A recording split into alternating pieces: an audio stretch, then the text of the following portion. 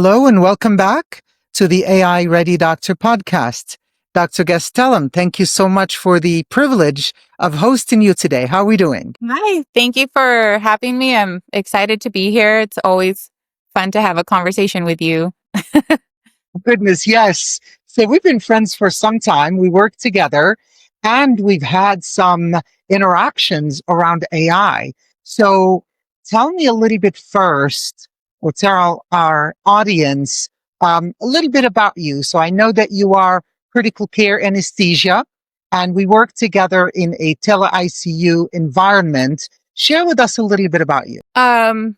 Well, I'm from California. I'm the first doctor in my family. I went into anesthesia and critical care. I love doing both. Trying to figure out how to balance both has been tricky, to say the least, outside of being in academics. But yeah, I'm trying to balance both things. I'm trying to balance that with being a single mom. And, I'm just exploring what can happen with AI. So I'm very interested and I love getting information from you about AI. But in terms of just me, I love being a doctor. I love what I do. And I just like to keep options open and explore what's out there. I love this. You and I had a lunch some time ago, and you had mentioned to me about your thoughts of you becoming a mother, and now you are a new mother. How was that for you? How did you balance out being a doctor and being a mother? Hey, that's an excellent question. Being a doctor and being a mom, those are not easy things to do, but together, it just creates such a fulfilling life for me. The biggest word that comes to mind is being intentional. Being a single mother was an intentional decision. Becoming a physician was intentional. So that's just how I try to live my life. And nothing's perfect, but it's all working out in the best way possible. That is the theme of today, isn't it? Nothing is perfect, but we want to utilize what we have to the best of the outcomes and with the best of intentions. So for me, there was a moment where AI clicked. It just was my moment. I call it everyone has a moment. We were at an Airbnb and I just couldn't figure out how to work the barbecue grill. I took a picture and uploaded it because I had just seen something like that on social media, and it walked me through without a user manual. It was my user manual, and that was the aha moment for me.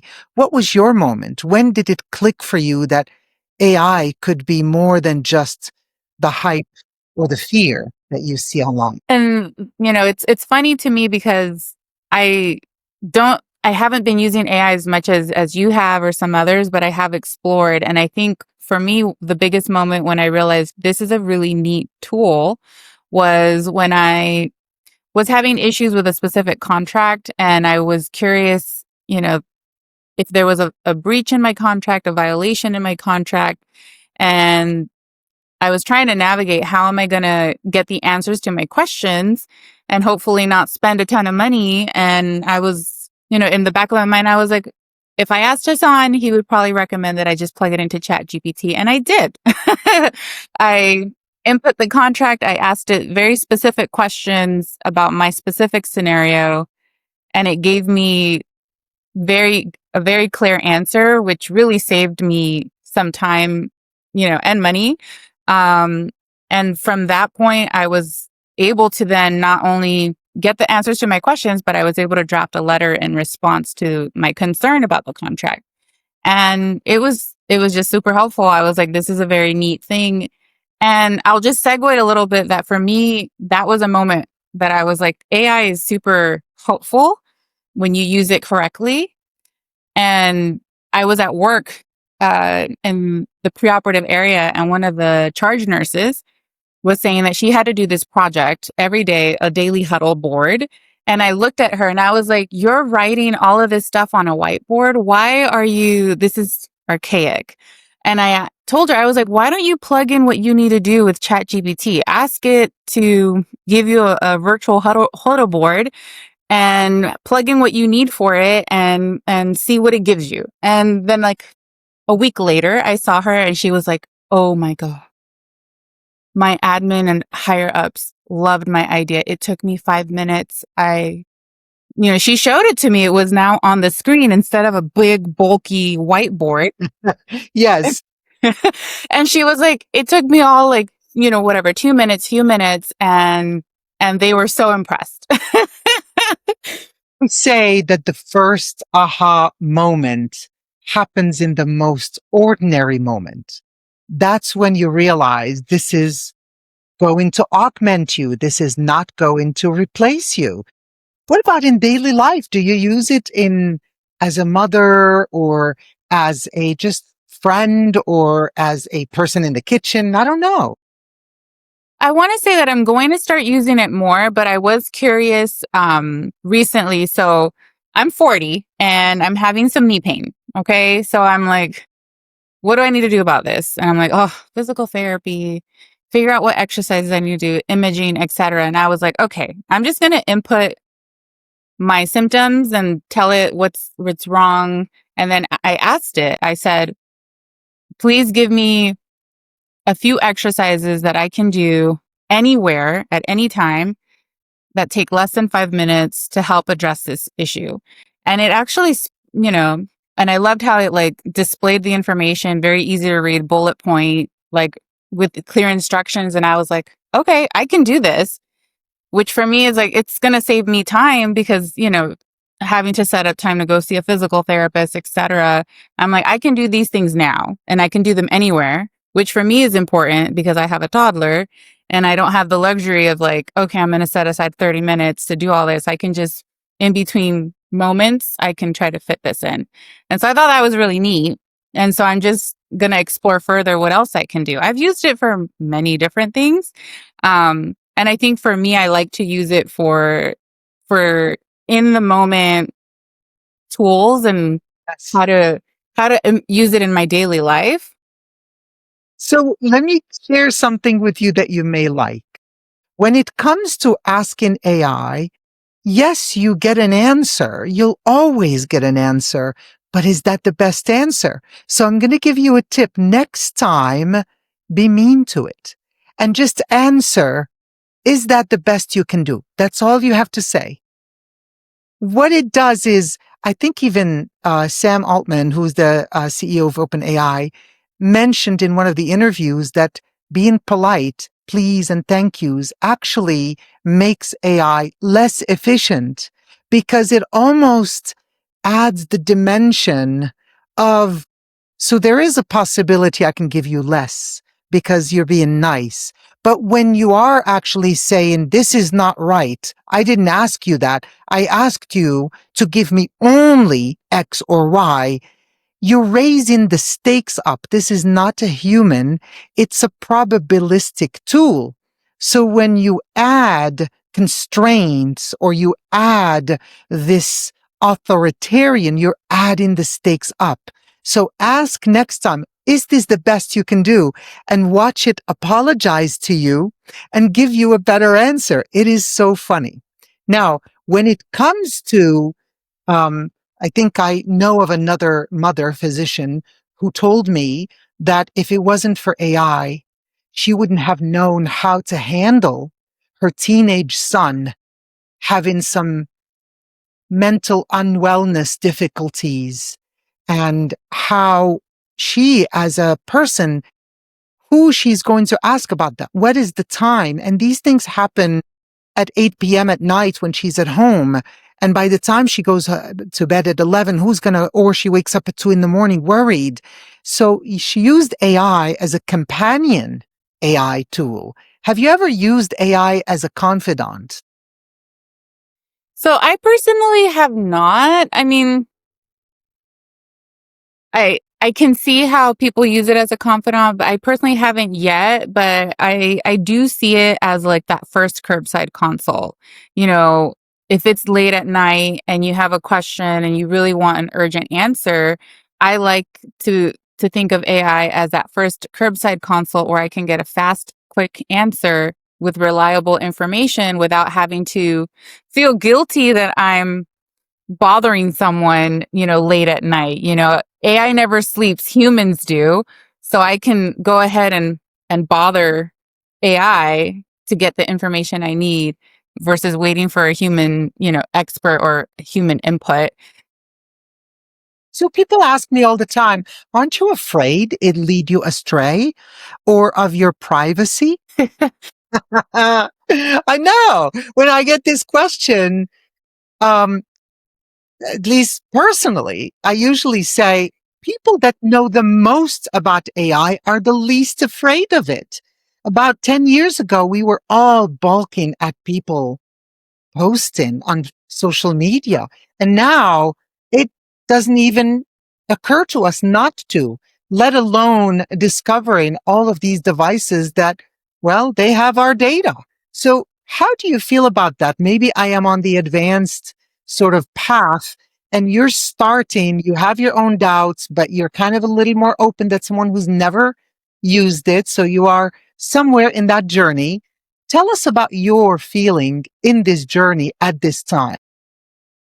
Well, I think it's tricky in the sense that people get so concerned about the privacy and that AI learns a lot about you, but our information is already out there if you engage in social media. I mean, I've occasionally met people who are, not engaged as much on social media, but we're all online in some form or fashion. And I think engaging with AI and being smart about how you provide your information. I mean, that's the best that you can do to maintain, the privacy that you want. But our data is already out there. I would rather have some kind of control in what I'm providing for it versus letting things happen, is how I So see it. what you're saying is the question isn't whether our data exists online or not. It's how intentionally we engage with it. I mean, think about what people are discussing now with like social media. Now they regret posting so much personal information and it's out there forever. Once you post something, it's out there forever. So it's about being mindful of how you're going to engage with it and still remain, as long as you think of it as a tool that's going to help you versus as you're going to confide everything possible. I mean, you just have to be smart about it. Don't give it all of your bank account information. What's the purpose of that? but the more you engage with the AI, it does learn about you, which is interesting. When I've put information about myself and then ask it follow-up questions, like knowing that you are a single mom and an anesthesiologist, it gives me these recommendations and it's nice that it's tailored. Um, so I think there's a lot of benefit in that, but I do think we all just have to be mindful, intelligent about how we use AI as well as social media. So the memory function is extremely important, both in a positive and in a challenging way. So people around you and me, they usually are a bit skeptical about AI. So when you talk to your friends or colleagues, what are the reactions that you get? Do you get fear? Do you get curiosity? Do you get confusion? How do these conversations go? To be honest, I feel like I'm the one that's brought up AI with people at work and I get the impression that a lot of people aren't using it. I've had people say that they think it's evil. There's a True. lot of reluctance about it, and I think that has to do more with like the political aspect and the economic and that side of things. But as a tool itself, I think it's a very neat thing to get to use. So just like I mentioned that with that nurse that I suggested, she, I think after that she was like, okay, I can use ChatGPT for different things. But I think most people don't know the breadth of like how you can use it. And I mean, you can use it for so many different things, which is really fun. Um, but you always have to think about like who's training these things and what it's learning. So I just hope people don't get lost in the lacking the critical thinking aspect of it. But I find it fascinating. I'm very interested in AI, obviously. I just haven't found that a lot of people in my circle, besides you, are super into it yet. And I think that's going to change for sure. But I think right now it's not as pervasive as you would think. So here's a cute story. I got a text from my loved one and saying, "Hey, what are we having for dinner tonight? I have 2 tomatoes and a potato and cilantro and this and rice. Let me know what you want." And I was in the middle of rounds. I couldn't really do anything with this. And it was a 12-hour shift. There was patients to be seen, family meetings, procedures. So I copied and pasted that into ChatGPT and I gave it instructions. You are a famous chef. I want you to give me a recipe with Mediterranean flavor using all these ingredients to be done in 30 minutes. And it gave me a recipe of a soup. And I sent it back and I got intriguing. Let me try it. And we were having that soup that night, and now we have something called the ChatGPT soup at home. So the ways in which one could use this are so interesting. And what I like to say is familiarity reduces fear faster than reassurance does. You can tell them, no, it's fine, it's okay. But if they see representation of someone using it and use cases, the opposite example is someone in our family. I had met her probably about a year ago, and we were having dinner, and I was sharing with her my excitement. If you're around me, you're going to hear about AI, like it or not. And I said that to her, and I started to just give her a few sentences about where I use it and some of the prompting techniques, and you could see the dismissal. Well, this week, 2 entire departments in her company were completely closed down because they brought AI agents. And those people were laid off in the climate in which we are. And so they reached out immediately and said, I can't believe this is happening. And I said, I think more is going to happen. Physicians have to contend with the fact that medicine is changing. Recall-based knowledge is no longer revered as it was before. It is revered. Of course, we love when we see somebody's brain is so big and having so many, knowledgeable points that they share and how they recognize patterns. That's not the rest of us. We're not all that smart as those people. But now anybody, anywhere, even if they're a third-year medical student, could have access to that knowledge. So as a physician, have you used this, I don't know, to look up a patient case that you thought was intriguing, or maybe you were having a conflict with a colleague and saying, hey, this happens to me at work. Give me a sentence or two of how to convey my sentiment, but still not burn bridges. Have you used that? So I've had some very challenging anesthesia cases that were great saves for one. And I entered it as a prompt to AI because I was curious to see how good is AI? How could it handle this particular actual case that I took care of? And see what it said. And I'm happy to share the case with you because I love the case. It was a great save. The guy walked out of the hospital about 10 days later, but it was a ruptured AAA. And mind you, I was pregnant when I took care of this patient.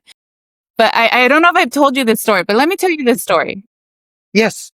So it was like a Saturday. I was like third or fourth on call, and they call me and they're like, hey, we need you to come in now. There's a ruptured AAA in the ED and they're setting up the OR stat and you're next up. So I'm driving to work and I'm calling the OR and I'm telling them, okay, I want to have these pressers ready. I want to have these things ready for this particular case because as soon as I walk in the hospital, I'm changing into scrubs and I'm going to pick up the patient.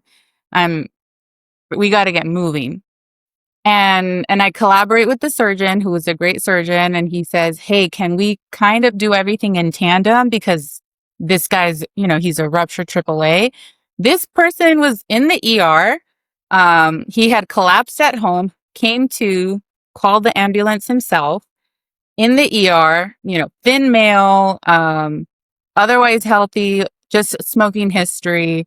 And he was pale. His hemoglobin was below 7. His creatinine had taken a hit.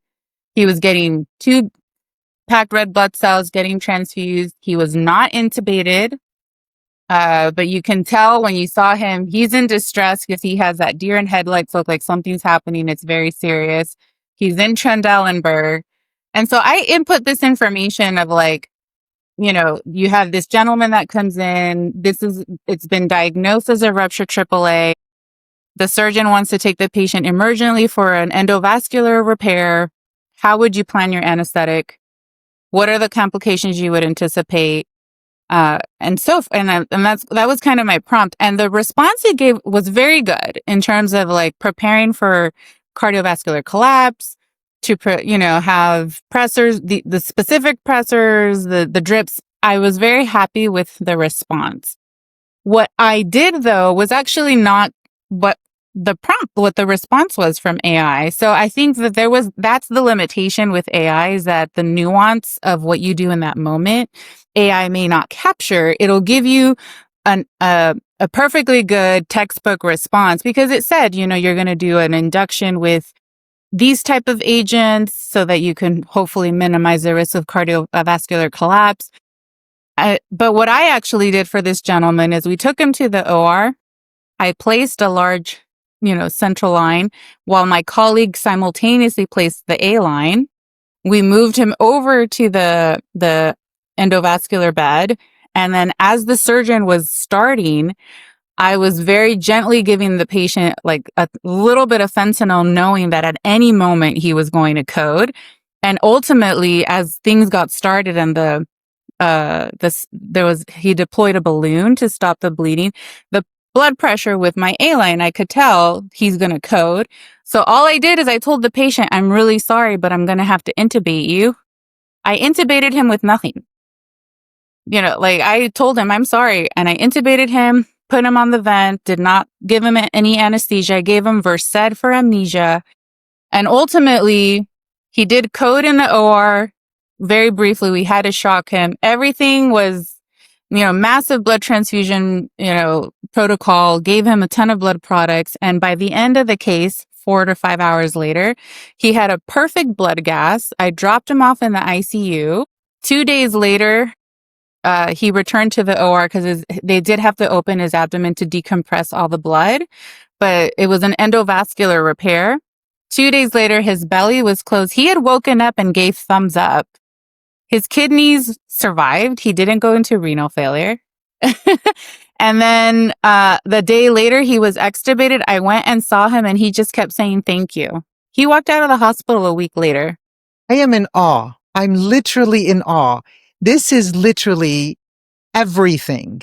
And look at you, a woman in medicine, pregnant and saving somebody's life. That's a superhero without a cape. So for context, a AAA, it stands for abdominal aortic aneurysm. And the aorta is the highway blood that channels all the blood from the heart to the rest of the body. And unfortunately, sometimes there are some defects in that aorta, an aneurysm, and it bursts like a pipe bursts and just blood gushes out of there under high pressure. So minutes, seconds matter.